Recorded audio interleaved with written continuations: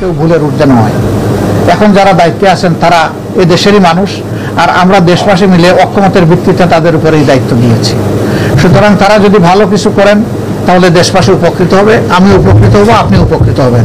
কিন্তু তারা যদি কোনো ভুল করেন আমরা তাদেরকে ধরে দেব, সংশোধন করে দেব।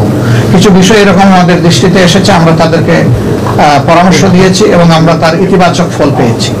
তো মানুষ হিসেবে তাদের জন্য আমাদের দোয়া করা উচিত, তারা যেন জাতির প্রত্যাশা এবং আবেগের বাইরে কোনো কাজ না করেন, জাতির চেতনাকে তারা যেন ধারণ করেন, 24 বিপ্লবের চেতনাকে তারা যেন সম্মান করেন। আমরা তাদের কাছে সেইটুকুই আশা করি। তবে আবেগবশত মাঝে মধ্যে দুই একটা জিনিস হয়ে যাচ্ছে, এটা হওয়া উচিত নয়। কি হয়ে যাচ্ছে আপনারা এটা বুঝেন, আমি সবকিছু ভেঙে বলতে চাচ্ছি না। আর আপনি বলেছেন যে দেশবাসীর উদ্দেশ্যে আমাদের কি বক্তব্য, একটাই বক্তব্য যে আসুন আমরা একটা ঐক্যবদ্ধ সমাজ গড়ে তোলার চেষ্টা করি।